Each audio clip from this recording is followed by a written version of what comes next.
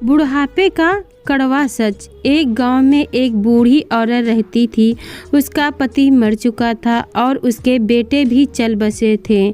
उसका इस दुनिया में कोई नहीं था। रिश्तेदारों के नाम पर बस एक भतीजा था। बूढ़ी औरत उसके लिए उसका पति और बच्चे बहुत सारा पैसा छोड़ कर गए थे, जो अब उस भतीजे के नाम पर हो गई थी। भतीजा पैसे के लालच में ही बूढ़ी औरत को अपने घर ले गया था। भतीजे का नाम राम किशन था। राम किशन की पत्नी का नाम लीला था और उसके 3 बच्चे थे। बूढ़ी अम्मा को वह ना तो टाइम से खाना देता था और ना ही उनकी देखभाल करता था। बस उनके पैसे से लालच था, इसीलिए राम किशन ने उसे अपने घर में रखा था। राम किशन के बच्चे दोनों लड़के भी बूढ़ी अम्मा को बहुत परेशान करते थे। कभी उसके ऊपर पानी डालते तो कभी उसको नोचते थे। बूढ़ी अम्मा उन पर चिल्लाती थी और गालियां दे देती थी जब उसे वह खाना खाने के लिए कुछ भी नहीं देते थे। राम किशन की पत्नी लीला बूढ़ी अम्मा को रात का बचा खुचा खाना ताने मार कर दे देती थी और बोलती थी, ले बुढ़िया खाना खा ले। राम किशन की बेटी बूढ़ी अम्मा से बहुत प्यार करती थी। वह चोरी छुपके अपने हिस्से की मिठाई और खाना बूढ़ी अम्मा को दे देती थी। राम किशन के बड़े बेटे की सगाई थी। औरतें अंदर नाच गा रही थी और ढोल बाजे बज रहे थे। पूड़ियाँ बन रही थी और सब्जियों के बनने की खुशबू आ रही थी। बूढ़ी अम्मा सोच रही थी कि पता नहीं कब मुझे खाना देंगे। बूढ़ी अम्मा राम किशन की पत्नी के डर से बाहर नहीं निकली। वह अपने कोठी में ही बैठी बैठी खाने के लिए देख रही थी, क्योंकि उसने 2 दिन से कुछ नहीं खाया था। वह सोचती कि मुझे तो यह लोग रोटी भी नहीं देते, फिर इतनी बढ़िया बढ़िया पूड़ियाँ क्यों देंगे। बूढ़ी अम्मा को घी में बनी पूड़ियों की खुशबू आ रही थी। उसने सोचा कि गुल के पास जाकर उसकी महक और भी अच्छी लगती है। क्यों ना मैं हलवाई से 2 पूड़ी मांग लेती हूँ। फिर वह पैरों के बल सरकती हलवाई के पास बोली और वहाँ जाकर ऐसे देखने लगी जैसे भूखा की तरह देखता है। बूढ़ी अम्मा हलवाई से कुछ कहने ही वाली थी कि उसने देखा राम किशन की पत्नी लीला कभी इधर जाती तो कभी उधर जाती, कभी हलवाई के पास आती तो कभी कहीं और बोलती, खाना बना है या नहीं, सब खाने का इंतजार कर रहे हैं। इतने में ही उसने बूढ़ी काकी को वहाँ देखा। वह ऐसे छुटकी जैसे सांप नेवले पकड़ सकता है और उसका हाथ पकड़कर अंदर ले गई। बोली, तुम्हारा पेट है या और कोई? अच्छे से बैठा नहीं जाता? अभी तक भगवान का भोग भी नहीं लगा और मेहमानों ने खाना भी नहीं खाया और तुम खाना खाने के लिए बाहर कैसे आई? बूढ़ी अम्मा ना कुछ बोली ना रोई, चुपचाप खिसकती हुई अपनी कोठरी में चली गई। भोजन तैयार हो गया। सब मेहमान खाने लगे, कुछ अंदर कुछ बाहर। बूढ़ी अम्मा अपनी कोठरी में चली गई। बोली, मैं बाहर क्यों गई थी? मैंने बेकार में उसे गुस्सा दिला दिया। अब वह मुझे खाना भी नहीं देगी। उसके पेट में वह पूरियों की खुशबू बार बार आ रही थी कि अब मेरी प्लेट लग गई होगी। अब मेहमान खाना खा चुके होंगे, अब तिल की रस्म भी शुरू हो गई होगी। बूढ़ी अम्मा ने सोचा, अब बाहर जाकर देखती हूँ। अब तो सब काम करके चले गए होंगे। उससे रहा नहीं गया और वैसे दोबारा सरकती हुई बाहर आ गई।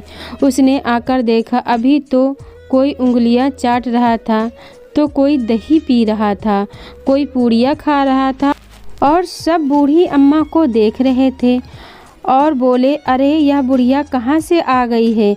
इतने में राम किशन ने अम्मा को देख लिया। देखते ही उसने पूड़ियों का थाल नीचे गिरा दिया और गुस्से में बोला, तू यहाँ क्यों आई है? और घसीटते हुए वापस कोठरी में ले गया। राम किशन की बेटी लाडली यह सब देख रही थी। उसे बड़ा दुख हुआ। उस समय वह चिल्लाई और बोली, अगर मेहमानों से पहले अम्मा खाना खा लें तो क्या बिगड़ जाएगा?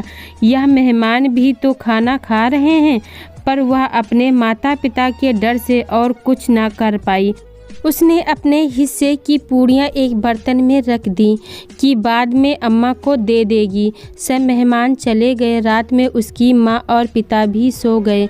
तब वह चुपके से उठी और अम्मा की तरफ जाने लगी। जब रामकिशन घसीटते हुए लाया है तो उसके हाथ पैरों में पत्थर से चोट लग गई थी और वह बेहोश हो गई थी। उसे कुछ याद नहीं था। अब अम्मा को थोड़ा बहुत होश आया। उसने सोचा अब तो सब मेहमान खाकर चले गए होंगे। इन पूरियों की वजह से बेकार में इतनी चोट खाई। पर इस भूखे पेट का क्या करूं? कैसे क्या काम करूं? अब तो सब कुछ खत्म हो गया। इतने में बूढ़ी अम्मा को आने की आवाज़ सुनाई दी। उसने कहा, कौन है? लाडली बोली, अम्मा मैं हूँ, आपके लिए खाना लाई हूँ। बूढ़ी अम्मा बोली, तुम्हारी माँ ने दिया है? कहा, नहीं, या तो मेरे हिस्से की पूरियाँ हैं। उसमें सिर्फ 4 ही पूरी थी। अम्मा ने वह जल्दी जल्दी खाई। अब हमारे पूरियों को खाकर और भूख लगने लगी। बोली, और ले आओ। लाडली ने कहा, अब तो अम्मा मुझे मारेगी। अम्मा ने कहा, तो मुझे वहाँ ले चलो जहाँ सब मेहमानों ने खाना खाया था। लाडली अम्मा को वहाँ ले गई। वहाँ अम्मा और जूठे बर्तनों में पूड़ियाँ उठा उठाकर थोड़ी बहुत खाने लगी और बची सब्जी चाटने लगी। अम्मा सोच रही थी कि मैं यहाँ सब क्या कर रही हूँ। अगर आज इन लोगों ने मुझे खाना दे दिया होता तो शायद जूठे बर्तन न चाटने होते। इतने में पत्नी लीला की आंख खुल गई। उसने देखा कि उसकी बेटी लाडली वहाँ नहीं है। उसने इधर उधर देखा, फिर देखा कि लाडली जूठे बर्तन के पास खड़ी है। वहाँ जाकर उसने देखा कि अम्मा जूठे बर्तन चाट रही हैं। उसने सोचा कि एक पंडिताइन आज मेरी वजह से जूठे बर्तन चाट रही है। आज मेरे बेटे की सगाई है। मैंने लाखों को खाना खिलाया पर उसी को नहीं खिलाया जिसके पैरों पर मैं जिंदा हूँ, जिसके पैरों से मैं ऐसा कर रही हूँ। उसे बड़ा बुरा लगा। वह रोने लगी और भगवान से प्रार्थना करने लगी, मुझे माफ़ करो, मुझे इसका दंड मत देना। वह वापस अंदर आ गई और जाकर एक थाली में सारा भोजन लाकर अम्मा के पास बैठकर बोली, लो अम्मा, मुझे माफ़ कर दो और खाना खा लो। जैसे एक बच्चे को टॉफ़ी देने से वह बहल जाता है, उसी तरह मैं खाने की थाली लेकर सब कुछ भूल गई और उसने उसे माफ़ कर दिया। दोस्तों, आपको कहानी कैसी लगी कमेंट करके ज़रूर बताइएगा। कहानी पसंद आई हो तो वीडियो को लाइक शेयर करें और चैनल को सब्सक्राइब करें। वीडियो को पूरा देखने के लिए बहुत बहुत धन्यवाद दोस्तों।